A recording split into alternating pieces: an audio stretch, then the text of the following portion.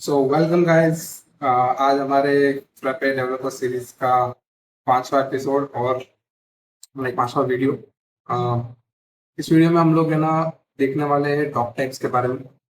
अभी dog types के बारे में मैं थोड़ा सा कैटेगराइज करूंगा उसको, थोड़ा सा आपको उनके बारे में बताऊंगा कि क्या होते हैं, क्या ट्रिगर्स होते हैं और इसके अंदर हम क्या क्या चीज़ें जो है लिख सकते हैं, कैसे लिखते हैं और एक्चुअल प्रैक्टिकलिटी जो है वो आगे भी मिलेगी।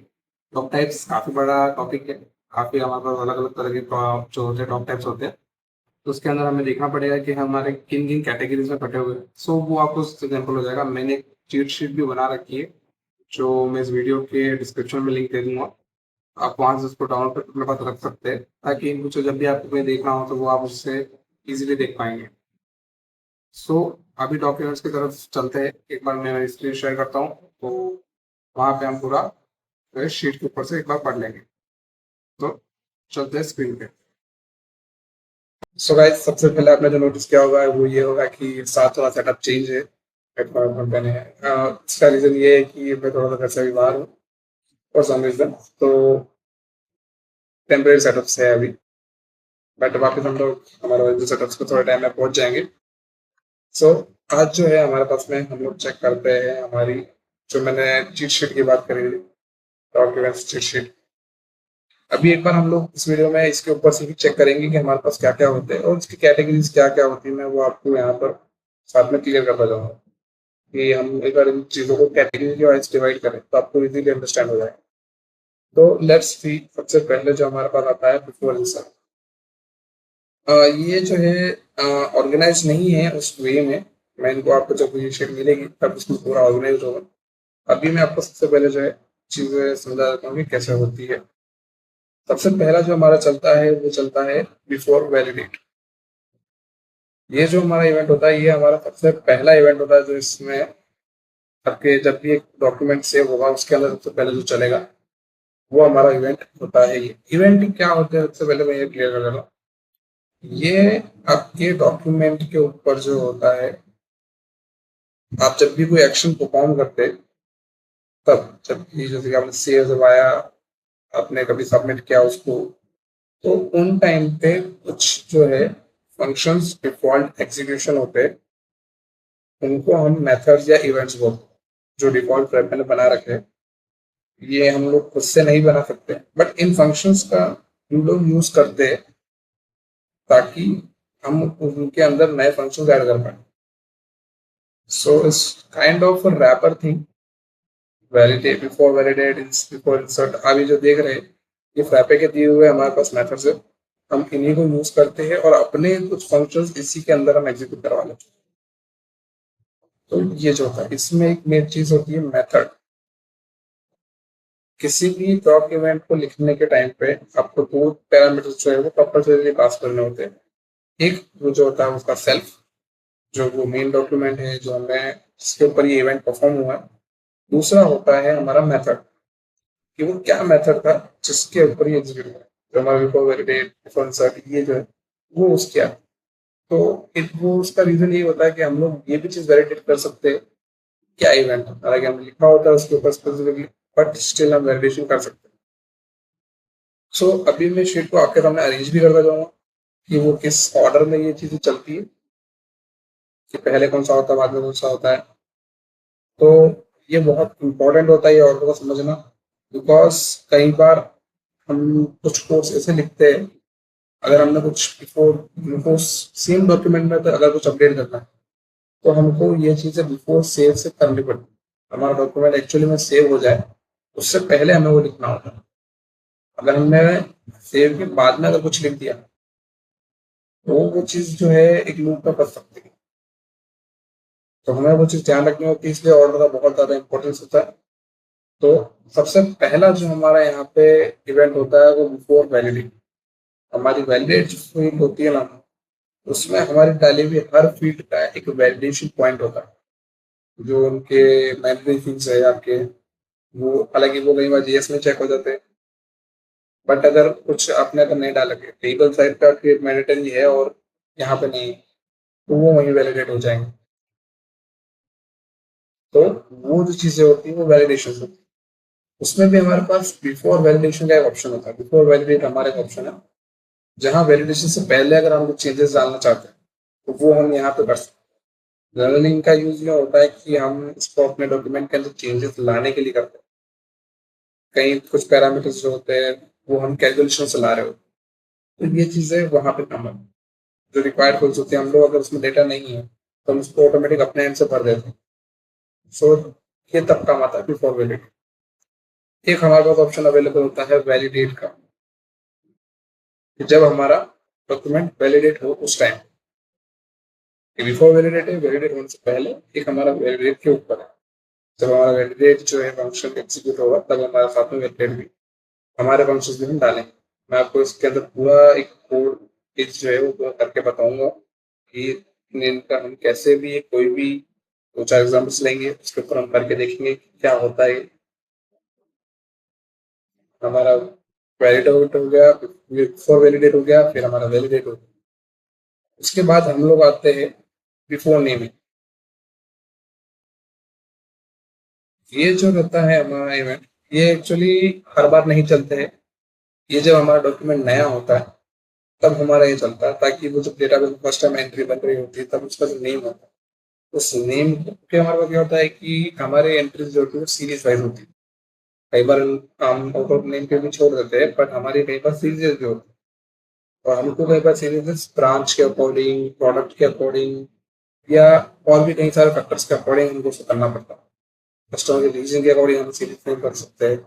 सो उस टाइप की तो हमें नेमिंग सीरीज देनी होती है, तब हम लोग उसको बिफोर नेमिंग डालते हैं, ताकि हमारा जो नेम है उसको हमें अपडेट करना है।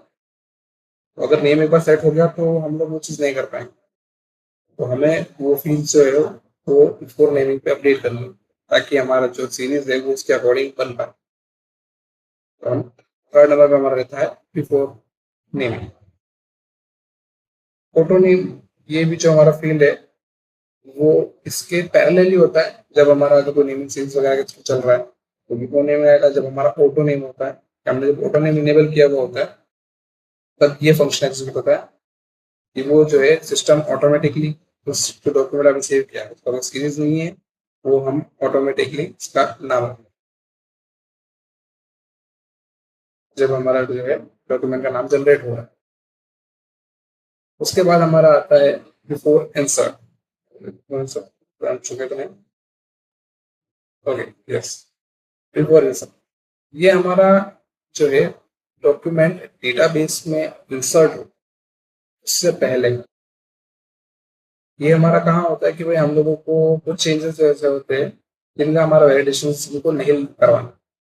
हमने वैलिडेशन करवा लिया, उसके बाद अगर हमें कुछ चीज चेंज करनी है, और सम केस एक एग्जांपल देता हूँ आपको कि आपके पास कुछ वैल्यूज है जो आप चाहते हैं कि मेरा वैलिडेशन में हमेशा पास हो जाए। आप उसको बाद में अपडेट करना चाहते हैं, बट मेरा, जब आपको पता है अगर मैंने ये वैल्यूज बिफोर वैलिडेट पे अपडेट कर दी तो मेरा वैलिडेशन में वो चीज एरर कर देगी मुझे। दैट्स वाई आप क्या करते हैं कि उसको वैलिडेशन से पहले उसको नहीं चेंज करते।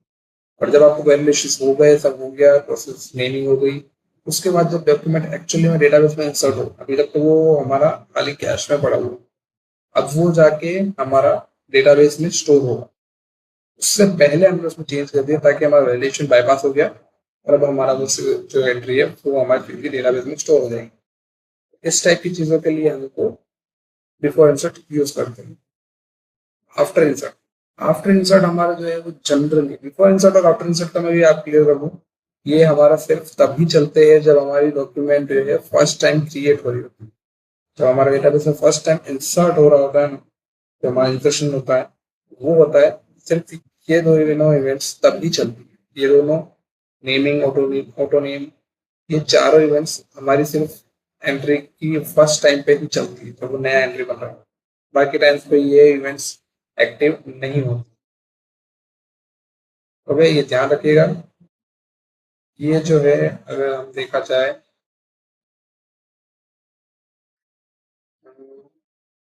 हमें इसके आगे कैटेगरी डालनी होगी ना। तो एक काम करता हूँ, यहाँ पे एक नया कॉलम ऐड कर देता हूँ, बताइए। और इसका जस्ट एक नाम दे दूँ मैं,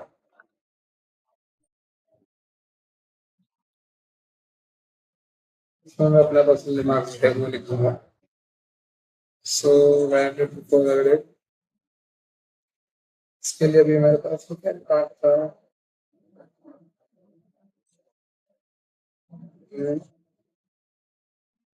उनके लिए तो मेरे पास एक कॉमन दिमाग है, सभी के लिए फोन यूनिवर्स के लिए only works when document is written out as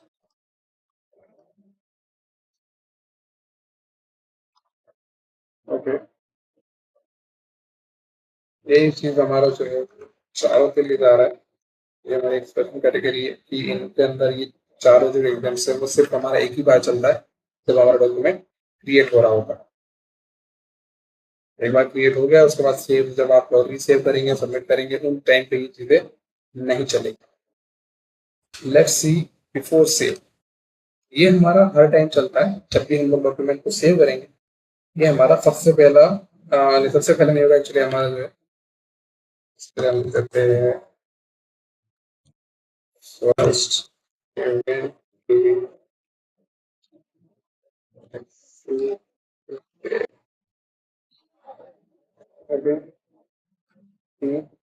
इसके अंदर हम दे देते हैं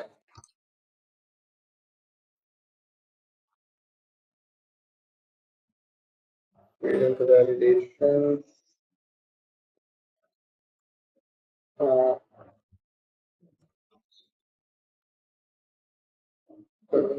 अच्छा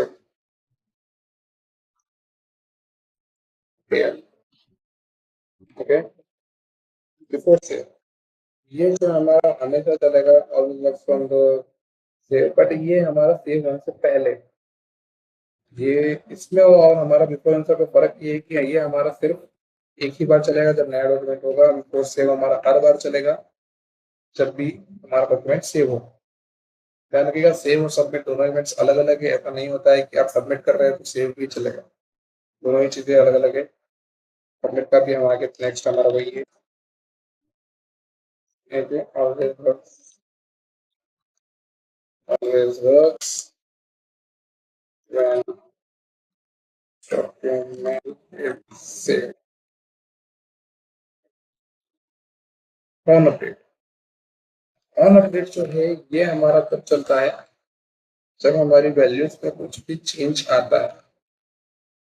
एक तो कई बार क्या होता है कि वो हालांकि सिस्टम हमारा मना कर देता है कि हमने कुछ अभी आपको अगर एक केस दिखाऊं मैं, अभी शायद मेरा वीडियो चालू नहीं है तो मैं स्टार्ट कर लेता हूँ।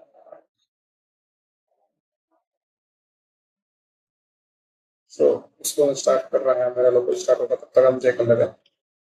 बिफोर सेव और अपडेट में ऑन अपडेट में काफी कंफ्यूजन हो रहा है। क्या सेव करेंगे तब कुछ अपडेट तो हो गया होगा, बट ये ऐसा नहीं है।